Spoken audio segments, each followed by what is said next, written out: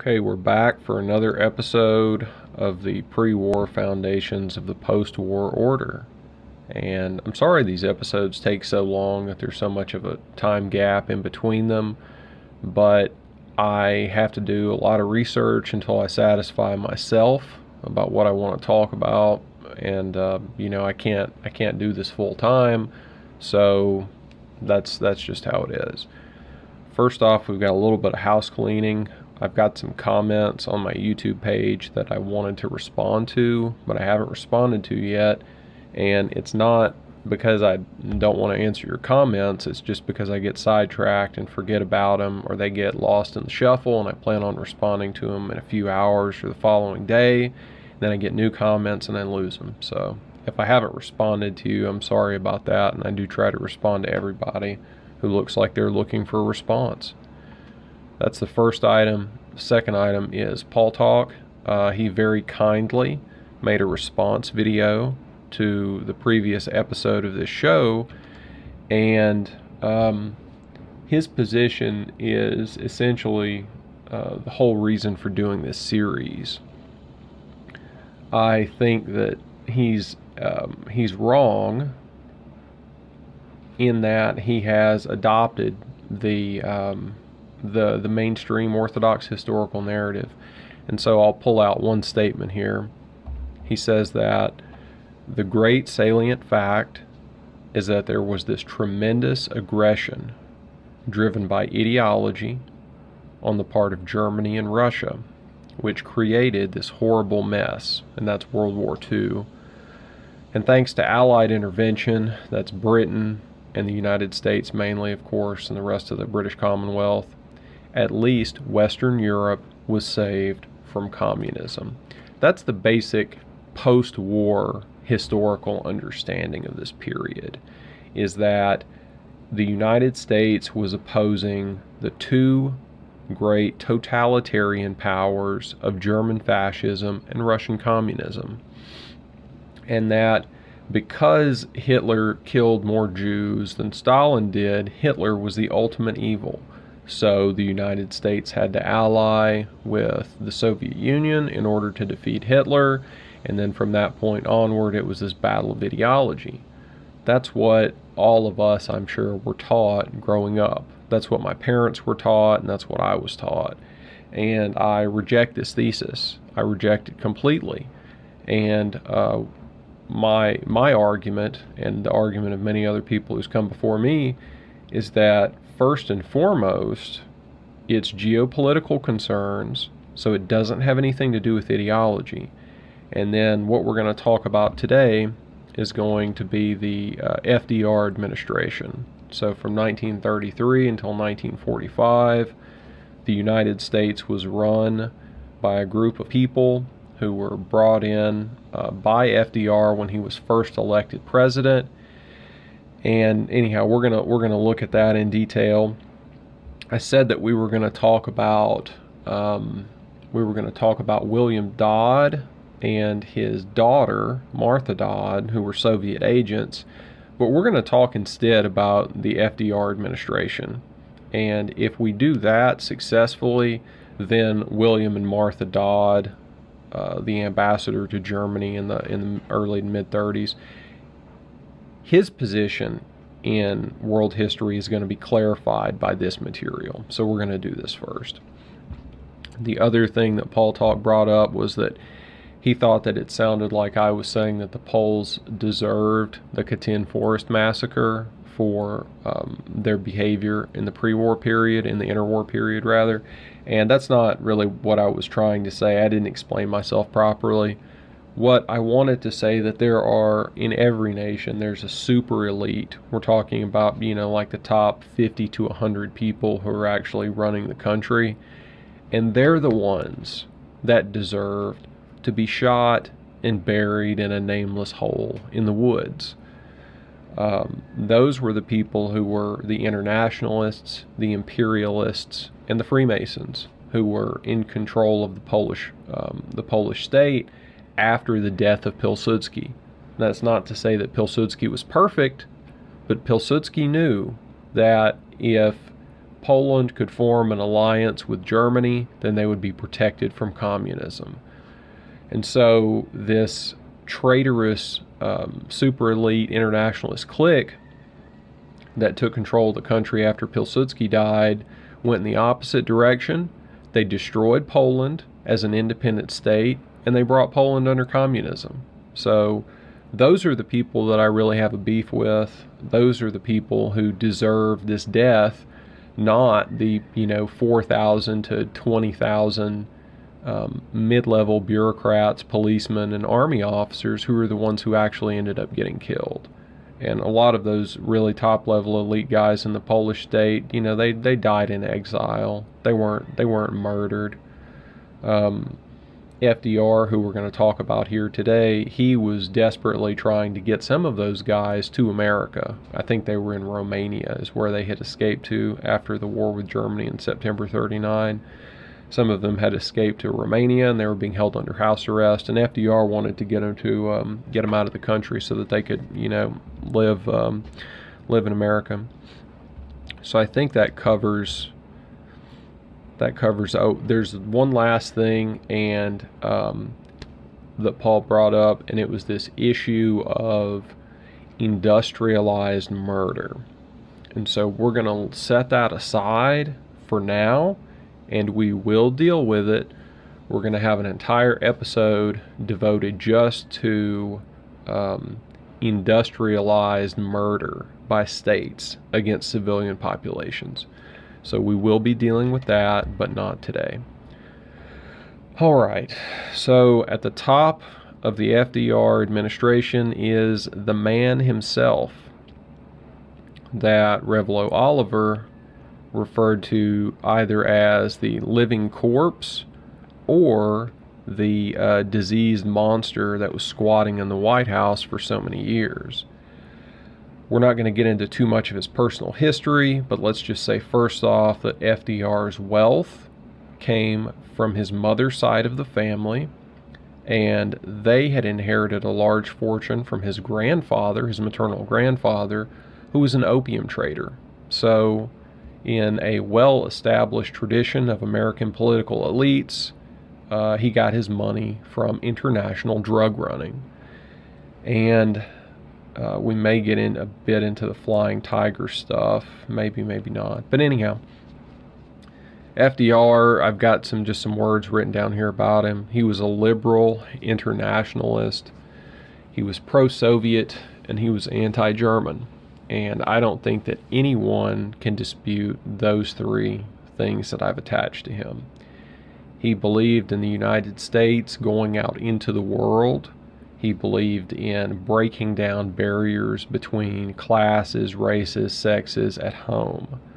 So it is, maybe we'll do even a whole video about these different political philosophies, of which I think liberal internationalism is one of the most pernicious, because on the surface of it, it looks like it's compatible with American values, what most people would recognize to be American values.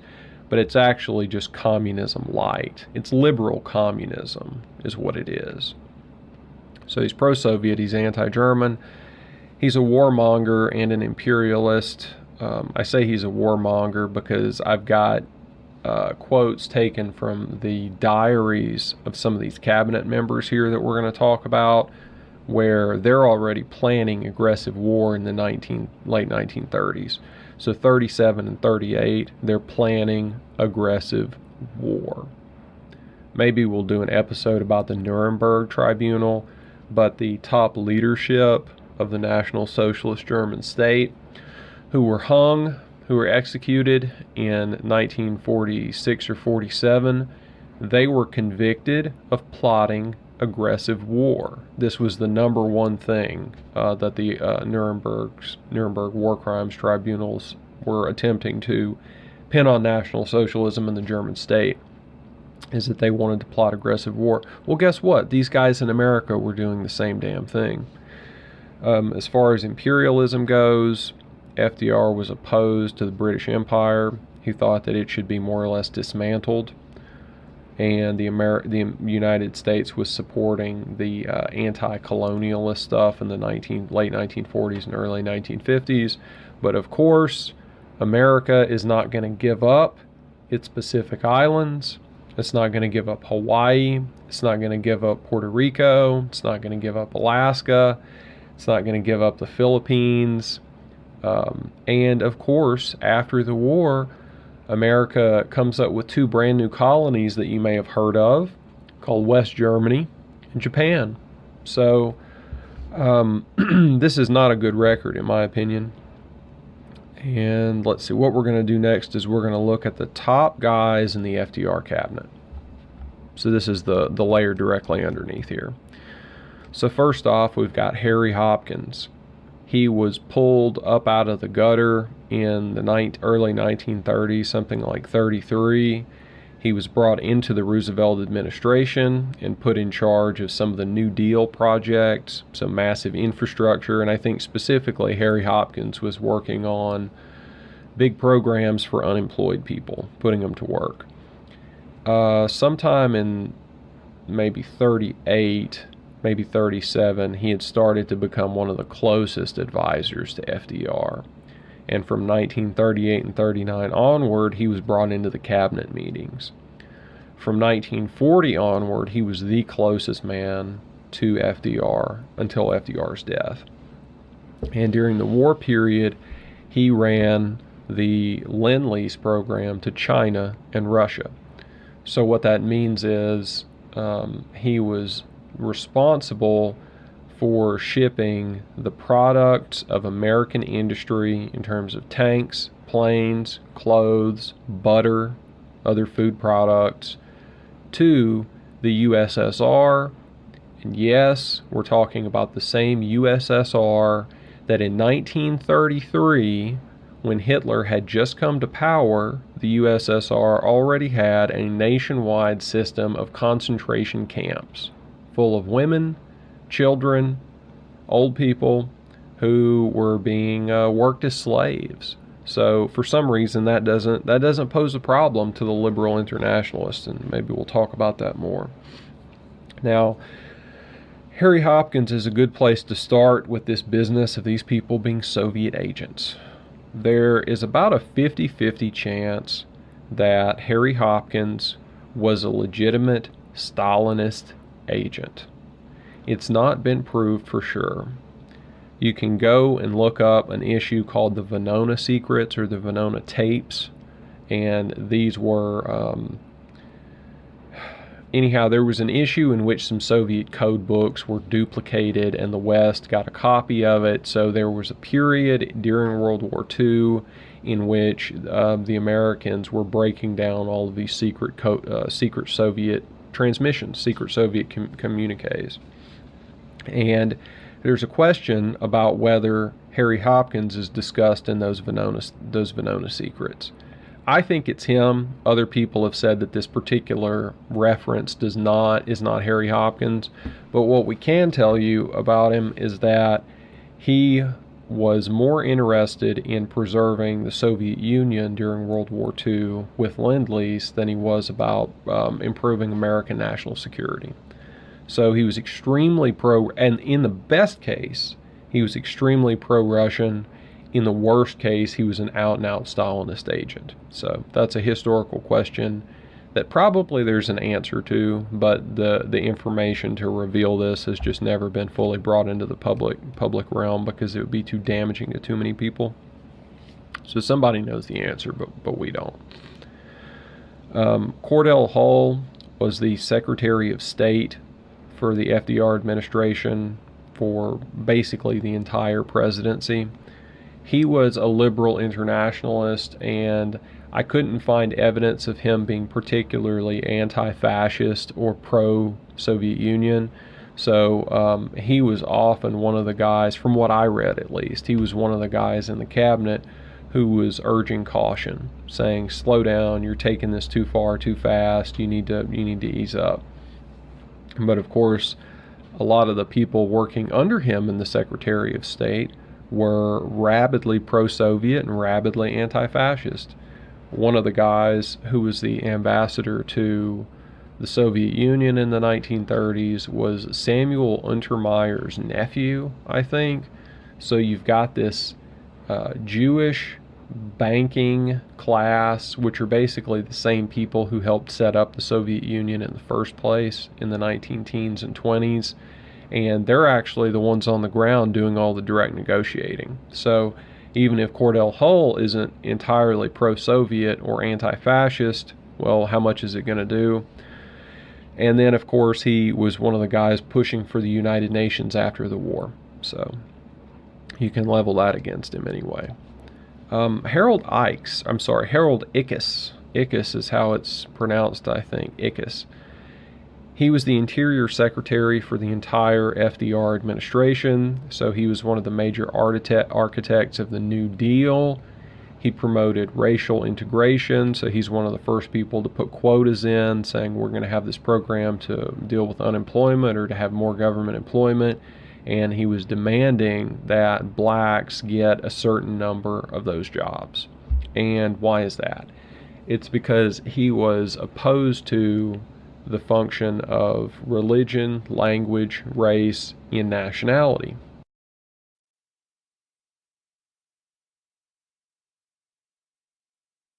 He believed that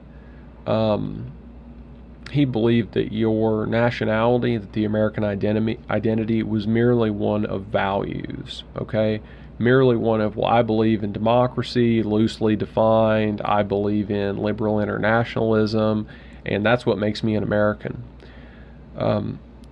Now, his anti-nationalism came to a complete stop when it was had to deal with the Jews. So very strangely, Ickes was always speaking for Jewish groups, at Jewish groups. He was always being invited to speak against fascism. And so he would do that very regularly. He was in touch with the Hollywood Jews, the Jewish bankers in New York, and the religious leaders, rabbis and such. And him and some of these Jews, you can read in his diary, he's complaining that the rich Jews in America aren't doing enough with their money to stop fascism and taking an active enough role. And I'll give you just a couple of examples of what you can read in his diary. In one case, he's saying he's promoting the idea of saying we need to go around to all these rich Jews, we need to collect a whole bunch of money, and then we need to start a journalistic, basically domestic propaganda organization to try to crush fascism in the United States. At another case, he says, I hate communism. Well, let me just read you the exact quote here. This is from August the 26th, 1939. This is right after the Molotov-Ribbentrop Pact is signed. I hate communism. Well, okay, I haven't seen any evidence of that in his diary so far. But I hate communism, but it is founded on the belief in the control of government, including the economic system, by the people themselves. It is the very antithesis of Nazism. And so if you know anything at all about Marxism, Leninism, or Stalinism, they have nothing to do with populist control of the government. Marxism, Leninism is an elitist theory. It promotes the vanguard party, which is a small group of people, and they have to take control of every aspect of the state from top to bottom and organize it. If you look at fascism or National Socialism, it's much more moderate. It's much more moderate by comparison. Mussolini described fascism as a truly democratic form of government, and what Hitler implemented in Germany under National Socialist rule was a mixed model economically. So there was heavy state involvement. So I get the idea that these people, to the extent that they're telling the truth, they're very ignorant, and they really don't understand these political philosophies that they're talking about. There's another good quote from Ickes' diary in which he says that in the late 1930s, which is the period I was looking at, there's a great world struggle going on between democracy and fascism. Well, that's pretty revealing when you look at the context. What he's saying is that communism is a part of democracy. those are the good guys, right? Democracy and communism are basically the same thing, and they're struggling against fascism. Where did he get these ideas? Where did these ideas come from?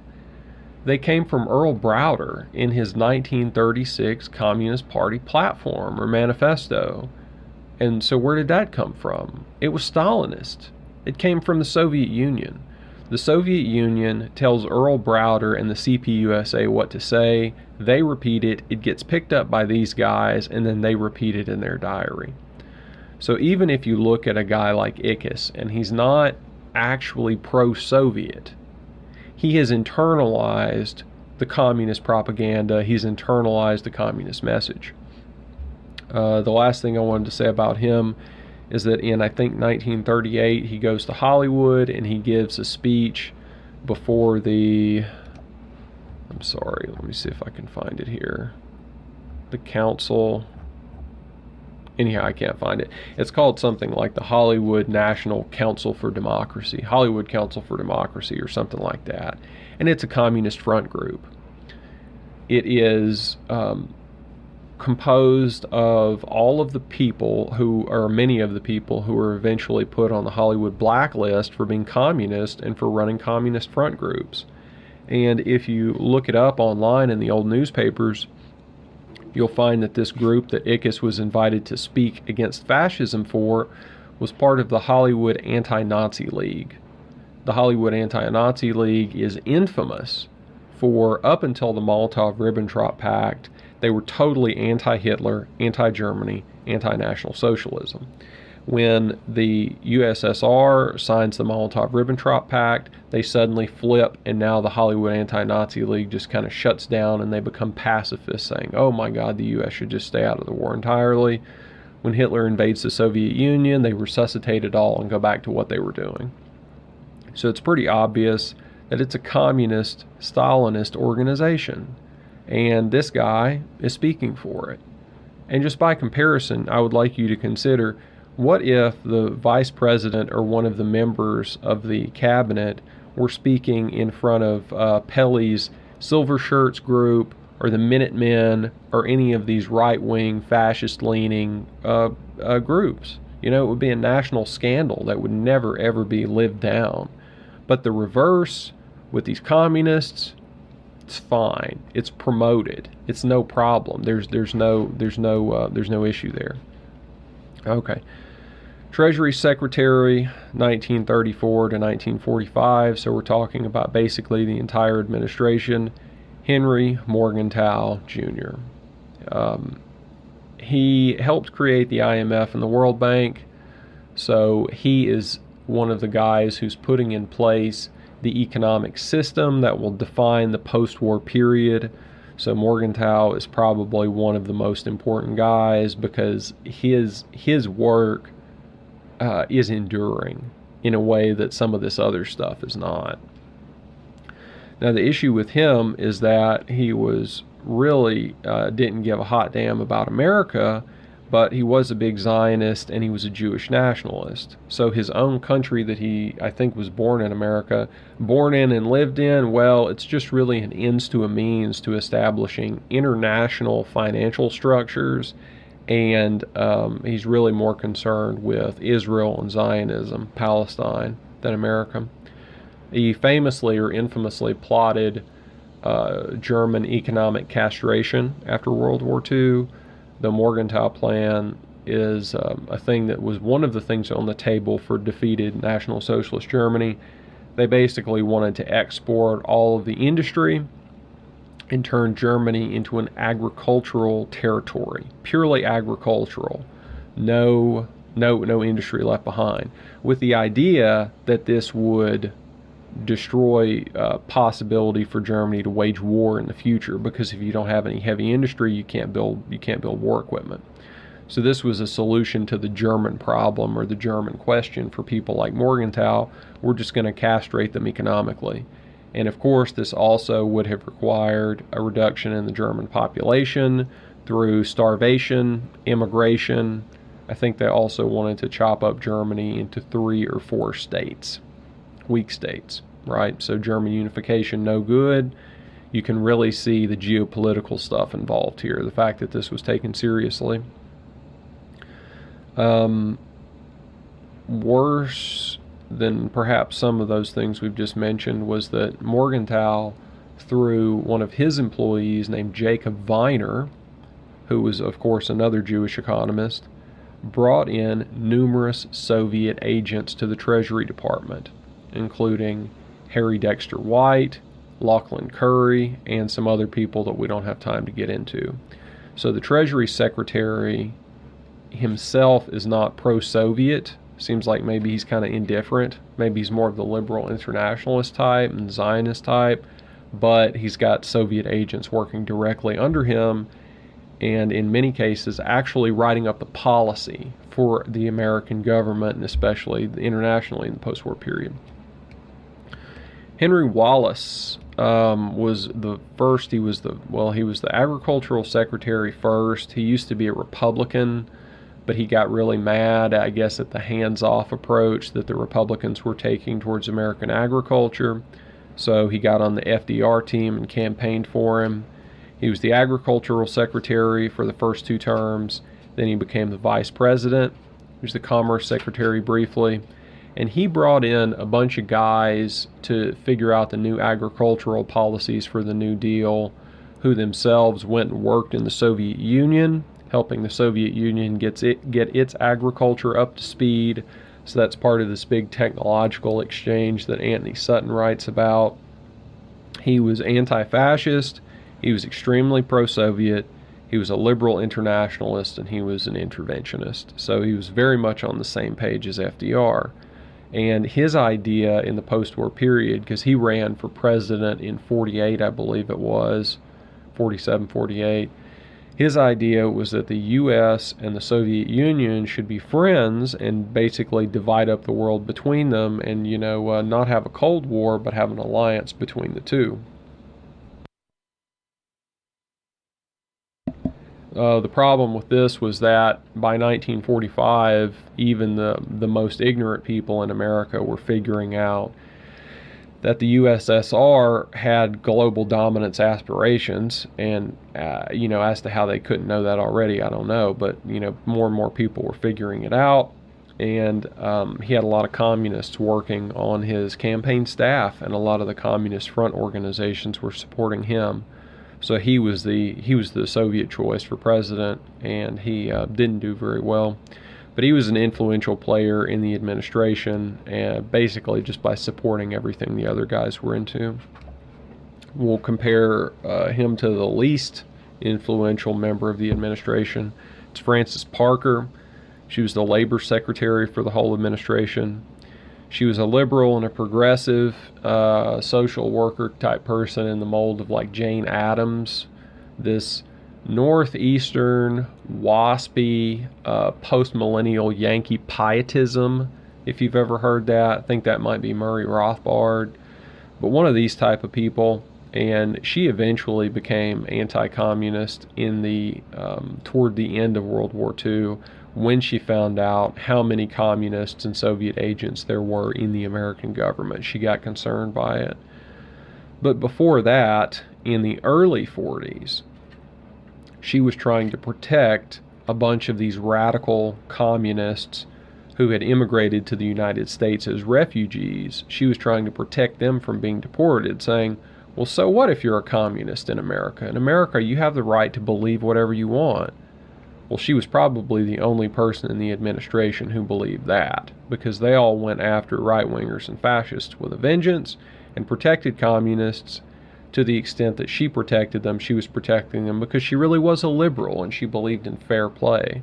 So I don't think she was necessarily anti-fascist. She was just, liberal and a progressive. But she didn't play much of a role.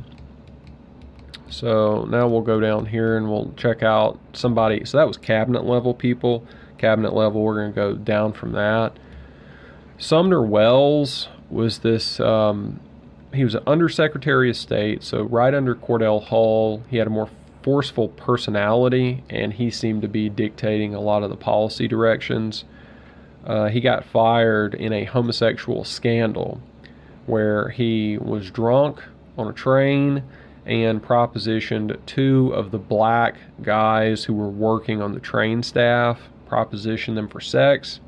They turned him down. The story got out, and he got fired as a result. Now, he worked closely with Soviet agents for years in the State Department, refused to ever expose any of them or do anything about it. But as far as I could tell, he wasn't himself a Soviet agent, and he actually opposed the Soviet occupation of Estonia, Latvia, Lithuania in 1939. So he opposed that, which was unpopular within the administration itself. So Sumner Welles is kind of a mixed bag. Don't really know what to think about him. So he was tolerating these Soviets, but he wasn't pro-Soviet himself. Very strange.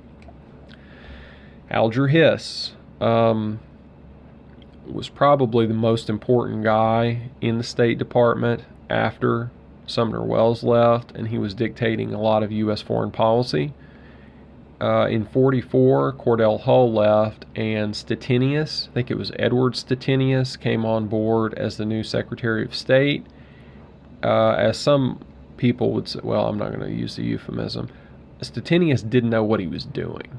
So Alger Hiss, who was one of the most senior people there, had to figure out what to do. And so at Yalta, I think it was, Alger Hiss was running the show for the American government. FDR was sick. I don't think he had died yet. Stettinius didn't know what he was doing, so Alger Hiss did the American negotiations at Yalta. The problem there is that Hiss was a Soviet agent. It's 100% confirmed at this point. There's no doubt whatsoever. He also helped found the United Nations. So there's this issue of these international organizations are being created by people who are Soviet agents, the U.S. foreign policy is being negotiated by people who are Soviet agents, and the responsible parties, the President and the Secretary of State, are just missing in action. So that's your American government in 1945. That's what all of the American soldiers died for in World War II. That's what all of those European civilians were killed for in World War II in France, Germany, Britain, Spain, and all these other countries, was to have a Soviet agent be dictating U.S. policy with the Soviets. Now, similar character but less important is Lachlan Currie. He had a bunch of different roles. He probably should have been in the State Department, but he was actually in the Treasury Department. He helped come up with the Federal Reserve, and he handled Lend-Lease in China. Maybe we'll talk a bit about that Lend-Lease in China, but he was definitely a Soviet agent, and he was one of the guys, along with Ickes, who was pressing for the United States to go to war with Japan. He was pressing for the U.S. to go to war with Japan because it would basically save the Soviet Union from destruction. To the extent that Japan could be induced to go to war with the United States, Japan would not fight the Soviet Union at the same time. There were 2 factions in the Japanese government. Maybe we'll cover this whole issue separately in like a 20-minute video. There were 2 factions in the Japanese government. One wanted to strike north, hit the Soviet Union. The other wanted to strike south and go into the Philippines, Vietnam, and particularly the Dutch holdings, which had oil that they needed. In order to ensure that the Strike South faction would win out in the Japanese government, FDR, Ickes, and Lachlan Currie tried to bring about an oil embargo. And so if Japan is embargoed of oil, there's no way they can attack the Soviet Union because they won't be able to prosecute the war. So if you cut off oil, it means that the Strike South people will have a much better argument for their policy. That's what happened. And I have evidence that I found from several authors that talks about how the FDR people were plotting in July and August 1940. So Pearl Harbor is December the 7th. FDR, Ickes, and Lachlan Currie and some other people, Claire Chennault, are plotting in July and August 1941, so before Pearl Harbor, to firebomb Japan. Okay? Firebomb Japan from mainland China. So that pretty much settles the case that if Japan wasn't going to attack America, we were going to attack Japan and start that war to save the Soviet Union. Harry Dexter White, Treasury Department guy, 34 to 46, committed suicide once it looked like, in 1948, once it looked like he was going to be totally outed as the Soviet agent that he was. He was constantly passing all of the documents from the Treasury Department to the Soviet Union. He was one of the guys who wrote the actual documents for the IMF and the World Bank and designed the Morgenthau Plan. So I don't know what more there is to say about that guy. He's probably the worst of all. Him and Harry Hopkins are the two greatest traitors that you could come up with. We got anybody else here? No. Okay, so what you're looking at, we got about 10 or 11 people here. You got 5 or so of them who are out and out Soviet agents. You got another 3 or 4 who are pro-Soviet, and that's your government from 1933 to 1945. There's a few other people we could look at, like Claude Swanson, who was the guy who's in charge of the Navy Secretary. He was saying in 1937, I think he died in 38, I'm not sure. But anyhow, right before he died, he was saying, we got to go to war with Japan. We got to go to war with Japan right now, soon as possible. His replacement was an interventionist, another one of these liberal internationalist guys who may have even been a Republican. I think that was Frank Knox. I think Knox replaced Swanson. But at any rate, this is your government. Were they fighting for democracy? Well, I'm not sure. If Soviet communism is included within their definition of democracy, then maybe they were. At any rate, the anti-war platform that they ran on was completely dishonest, because these people were plotting wars even before Hitler was, honestly. And we're going to stop here. This is a lot of information, I know. Next time, I think we will move into the diplomatic aspect and do the Dodd family that I wanted to talk about, or we'll talk about rearmament. Those are our options. Thank you for your time. I appreciate it.